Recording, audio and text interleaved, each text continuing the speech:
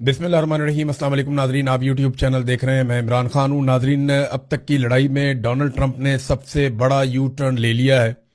Donald Trump ने कहा क्या? देखें, पहले डोनाल्ड ट्रंप ने यह कहा था कि 48 घंटे के अंदर अगर ईरान ने आबनाए हुर्मुज को नहीं खोला तो अमेरिका बहुत सारी एनर्जी साइट्स को तबाह कर देगा। ईरान की वो तनसीबात तबाह कर देगा जिसके जरिए से पूरे ईरान में बिजली, गैस इसकी फराहमी हो रही है, और ये बहुत बड़ा नुकसान होगा। इसके नतीजे में ईरान ने भी वापस धमकी लगाई थी कि ईरान भी बड़ा शदीद नुकसान करेगा। कुछ जो डॉक्यूमेंटेड चीजें सामने आई हैं, मैं पहले आपके साथ शेयर कर देता हूं, इससे पहले कि मैं आपको बताऊं कि ईरान ने क्या कुछ करने का दावा किया था। ये क्लैश रिपोर्ट है। ये बताती है जनाब कि ईरान ने रिटेलिएशन में जिन टारगेट्स को शॉर्टलिस्ट किया था कि इनके ऊपर अटैक करेगा, इसमें सऊदी अरब में 2 टारगेट थे। एक डीसैलिनेशन प्लांट था जहां पे वो पानी को, समंदर के पानी को पीने के काबिल बनाते हैं, ये रासुल खैर में। उसके अलावा पावर स्टेशन था और एक वाटर प्लांट था अल शोएबा में। और इसके बाद यूएई के 2 टारगेट थे, उनको भी शॉर्टलिस्ट किया था। इनमें एक पीने का पानी का एक प्लांट था और एक न्यूक्लियर पावर प्लांट था बारका का। फिर कुवैत के अंदर 2 शॉर्टलिस्ट किए थे ईरान ने जिनके ऊपर वो अटैक कर सकता था, अलजूर और नॉर्थ अलजूर। ये एक पावर प्लांट है और दूसरा डीसैलिनेशन कॉम्प्लेक्स है जहां पे पीने का पानी तैयार किया जाता है। जॉर्डन, उर्दन में भी 2 ही इन्होंने दोनों पावर प्लांट थे उर्दन के, जिन दोनों को निशाना बनाने का जो है वो मामला सामने आया था। फिर बहरीन के अंदर 2 टारगेट थे, कतर के अंदर 2 टारगेट थे इसी तरह से। तो ये ईरान के टारगेट थे जो ईरान करने जा रहा था। उसके बाद फिर ईरान ने एक और भी तंबीह की थी, एक वार्निंग जारी की थी कि अगर जजीरों के ऊपर हमला किया गया, ईरान के पास जजीरे भी है ना, अगर जजायर के ऊपर हमला किया गया तो तमाम आबी रस्तों में बारूदी सरंगे भी बिछा देंगे। ईरान ने यह भी कहा था कि अगर जिस मुल्क से अटैक किया जाएगा जजीरों के ऊपर, उस मुल्क को उसकी कीमत चुकानी पड़ेगी। खासतौर पर यूएई के लिए ईरान ने एक वार्निंग जारी की थी, जो मैंने आपको पहले बताया था कि रासुल खैमा जो उनका पूरा शहर है उसको जो है वो अटैक कर सकते हैं। ये ईरानियों ने इसका इशारा दे दिया था, कह दिया था, बाकायदा अनाउंसमेंट हो गई थी। और अब उन्होंने ये कहा कि अगर अमेरिका ऐसा करता है और जजीरों के ऊपर हमला किया जाता है तो तमाम आबी रस्तों में बारूदी सुरंगें हम बिछा देंगे। फिर यहां से, यानी पानी के अंदर से बारूदी सुरंगें उठाना इतना आसान नहीं होता, ये बहुत मुश्किल काम है और इसमें कई महीने लग जाने थे। और पूरी दुनिया के अंदर तेल की ऐसी किल्लत पैदा होनी थी कि आलमी मंडी बिगाड़ पैदा हो जाना था एक बहुत बड़ा, और अभी भी पैदा हो चुका है। तेल की कीमतें लगातार बढ़ती चली जा रही हैं। अब ट्रंप ने जो स्टेटमेंट दिया, पहले आप वो स्टेटमेंट देखें, फिर मैं आपको बताता हूं ट्रंप ने ये बयान दिया क्यों, ये यू टर्न ट्रंप को क्यों लेना पड़ा। डोनाल्ड ट्रंप ने कहा है कि मशरिक वस्ता के तनाज़े के मुकम्मल और जामे हल के हवाले से तामीरी बातचीत हुई है। उन्होंने कहा कि वो ईरान के बिजली घरों और तवानाई की तनसीबात पर, बल्कि ईरान में तमाम हमलों को 5 रोज के लिए मौखर कर रहे हैं। यानी एक तरह से डोनाल्ड ट्रंप ने 5 दिन की जंग बंदी का ऐलान किया है। अमरीकी सदर ने अपने सोशल मीडिया ट्रुथ सोशल पर जारी एक हालिया बयान में कहा है कि मुझे यह बताते हुए खुशी महसूस हो रही है कि अमेरिका और ईरान के दरमियान गुज़िश्ता 2 दिनों में मशरिक वस्ता में जारी कशीदगी के मुकम्मल और जामे हल के हवाले से नहायत मुस्बत, नतीजा खेज और तामीरी बातचीत हुई है। डोनाल्ड ट्रंप ने अपने बयान में कहा कि इस तफसीली और तामीरी बातचीत के अंदाज और लहजे की बुनियाद पर, जो इस हफ्ते भर जारी रहेंगी, मैंने महकमा जंग को हदायत दी है कि ईरान के बिजली घरों और तवानाई की तनसीबात पर तमाम फौजी हमलों को 5 दिन के लिए मौखिर कर दिया जाए, जो जारी मुलाकातों और मुज़ाकरात की कामयाबी से मशरूत है। अच्छा, ये कहते हैं जी हमारी बातचीत शुरू होगी ईरान के साथ। अब जुम्मे वाले दिन का जो स्टेटमेंट है डोनाल्ड ट्रंप का, वो ये स्टेटमेंट था कि हम तो ईरान से बात कर ही नहीं सकते। उसकी वजह यह है कि ईरान की कोई ऐसी क़यादत मौजूद ही नहीं है। हमने तो सारे बंदे मार दिए, तो हम बात किससे करें। ये डोनाल्ड ट्रंप आज से 3 दिन पहले कह रहे थे।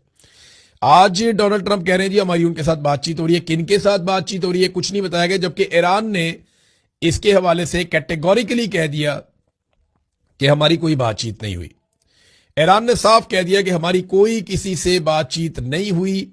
ये डोनाल्ड ट्रंप सिर्फ खौफजदा हो गए हैं जिन जवाबी हमलों का हमने तस्करा किया था, और इस वजह से डोनाल्ड ट्रंप को पीछे हटना पड़ा। देखिए, एक चीज तो मैं आपको क्लियर कर दूं कि हमले तो किए हैं, ऐसा नहीं है कि 48 घंटा पूरा होने पे हमला नहीं किया गया अमेरिका की जानिब से। अमेरिका ने और इसराइल ने तवानाई के इंफ्रास्ट्रक्चर पे हमले किए हैं।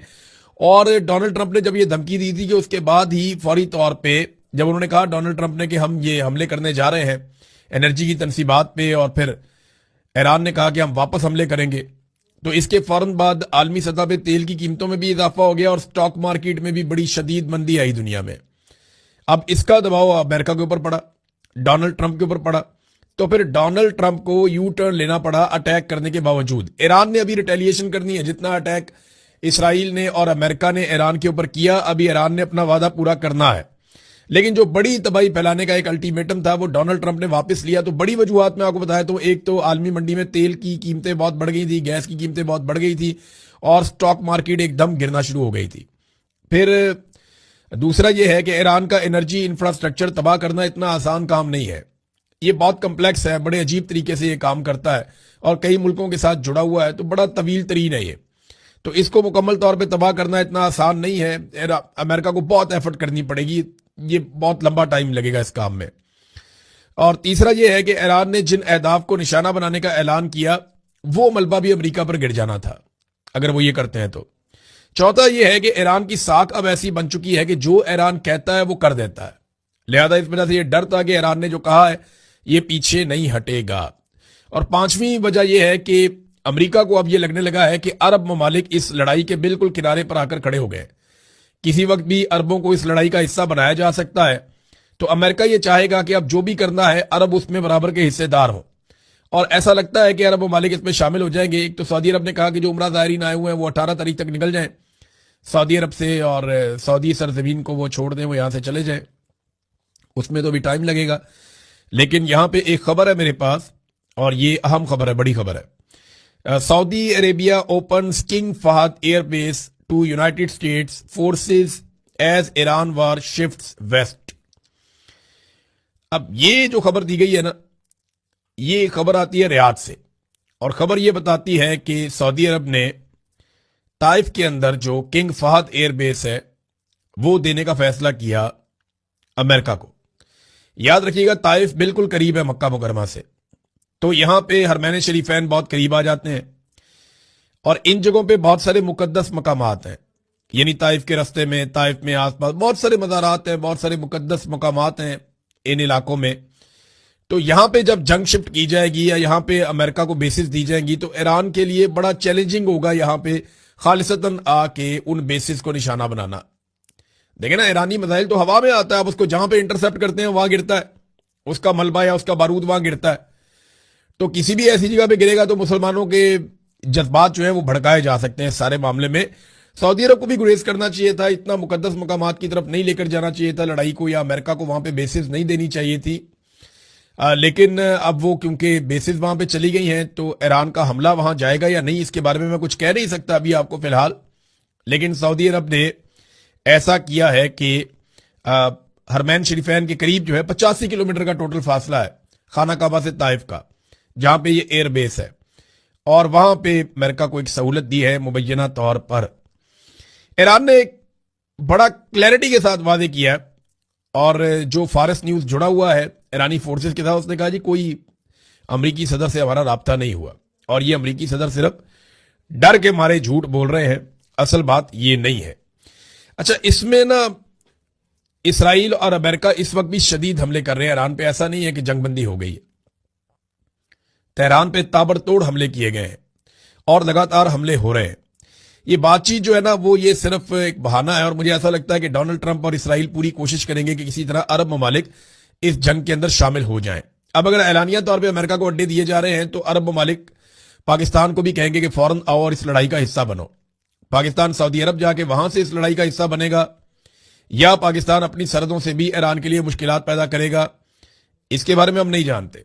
लेकिन पाकिस्तान के आर्मी चीफ ने कैटेगोरिकली शिया उलमा इकराम को बुलाकर यह कह दिया कि मुझे यहां पे कोई पंगा पाकिस्तान में नहीं चाहिए, और जो लोग ये करेंगे उनको फौजी अदालतों के अंदर ले जाया जाएगा।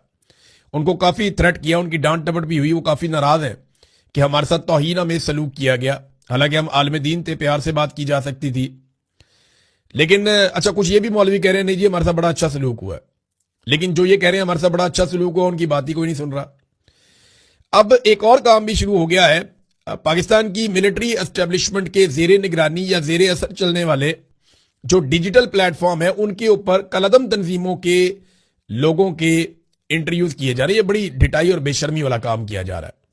वो कलदम तंजीमें जिन्होंने पाकिस्तान के अंदर खून बहाया, उनके जो बंदे हैं उनके इंटरव्यूज चलाए जा रहे हैं पाकिस्तान की फौज के जेर असर चलने वाले मुख्तलिफ डिजिटल प्लेटफॉर्म्स के ऊपर, सिर्फ इसलिए कि क्योंकि यहां पे शिया है तो ये शिया सुन्नी का मामला हो जाएगा। देखिए, ये शिया सुन्नी का मामला नहीं होगा, जितनी मर्जी कोशिश कर लें, क्योंकि ईरान की लड़ाई इसराइल और अमेरिका के साथ हुई थी। उसने इसराइल और अमेरिका के साथ लड़ाई लड़नी है, उसकी अरबों के साथ लड़ाई नहीं हुई। अगर अरब ममालिक ईरान पे हमला करते या ईरान अरब ममालिक पे अटैक करता, वो एक लड़ाई चलती, इसराइल और अमेरिका इसका हिस्सा ना होते, तो पाकिस्तानी किसी और तरह शायद सोचते, डिवाइड भी हो जाते। लेकिन यहां पे एक शिया सुन्नी इत्तेहाद देखने में आया जो तारीख में कभी भी ऐसा नहीं हुआ। ये पहली मर्तबा ऐसा हुआ है, इससे पहले हमने कभी ऐसा नहीं देखा। रूस ने एक बड़ा अहम मामला उठाया है इस वक्त, और रूस ने अमेरिका से बात भी की है कि इसराइल की जानिब से बुशहर न्यूक्लियर प्लांट के करीब जो अटैक किया गया, जिसके बदले में डेमूना न्यूक्लियर पावर प्लांट के करीब ईरान ने अटैक किया था।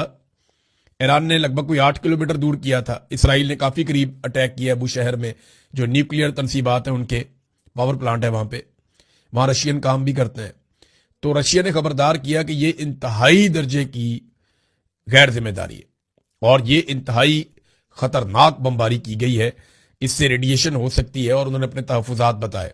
ये अल जजीरा की एक खबर है, उसके मुताबिक रशिया ने अमेरिका को कहा कि ये आग से खेलने वाला काम है और ये इसराइल को अमेरिका रोके ये हरकत करने से। अमेरिका का नादरीन एक और तैयारा गिरकर तबाह हो गया।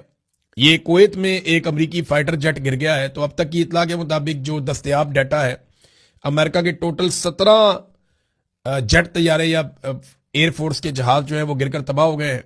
खराब होने वाले 6 इसके अलावा हैं और बाकी नुकसान उनका अलग से हो रहा है। तो ये लड़ाई तो डोनाल्ड ट्रंप के लिए एक डरावना ख्वाब बन गई है। देखें ना, इतने तो जेट तैयारे अमेरिका के अफगानिस्तान और इराक की और लीबिया की लड़ाइयों में तबाह नहीं हुए। मतलब ये 1 महीना पूरा नहीं हुआ ईरान के साथ, 1 महीना नहीं हुआ पूरा और इतने सारे तैयारे तबाह हो गए हैं। तो अमेरिकन एयरफोर्स के लिए ये आसान नहीं है इसको हजम करना, ये बड़ी मुसीबत वाली बात है। नाज़रीन, इराकची का एक स्टेटमेंट है मेरे सामने, ये मैं चाहता हूं कि आपको जरूर पढ़ के सुनाऊं।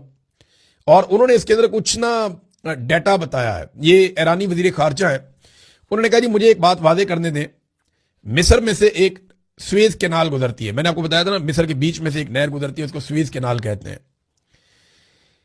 वो कहते हैं वहां से गुजरने के लिए 2 लाख से लेके 7 लाख डॉलर तक फीस वसूल की जाती है, जबकि बड़े कंटेनर्स जब वहां से या ऑयल टैंकर्स वहां से गुजरते हैं तो यह रकम $1 मिलियन से भी तजावज कर सकती है।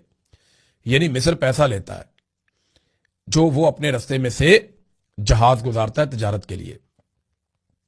पानामा नहर से गुजरने वाले जो है वो 1 लाख से $4.5 लाख तक फीस देते हैं, जबकि बड़े न्यू पनामा मैक्स जहाजों के लिए यह फीस $5 लाख तक पहुंच सकती है।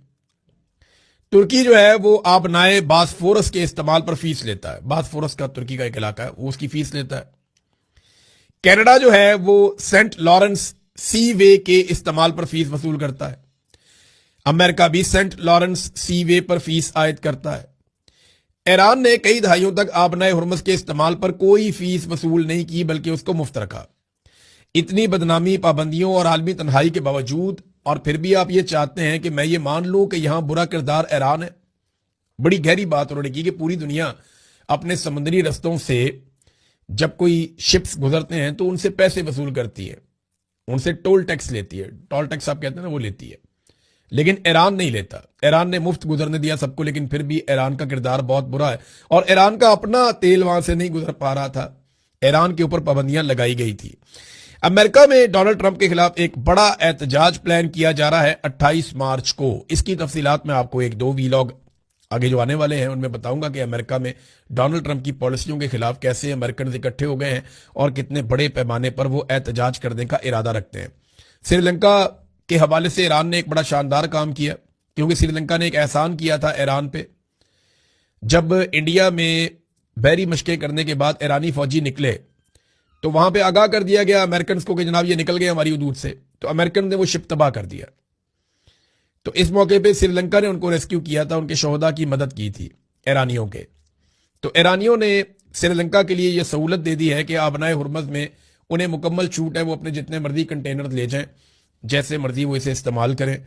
तो ये उन्हें जो है ना इनाम दिया है ईरान ने, और ये अच्छी बात है क्योंकि उन्होंने बड़ी मदद की है उन लोगों की जो बहुत मुश्किल में थे। अब नाज़रीन आखिर में मैं सुहेल अफरीदी साहब गए वहां पे क्वेटा में, वहां उन्होंने एक जलसा किया मशीन में, और सुहेल अफरीदी का जलसा तो लंबा चौड़ा है।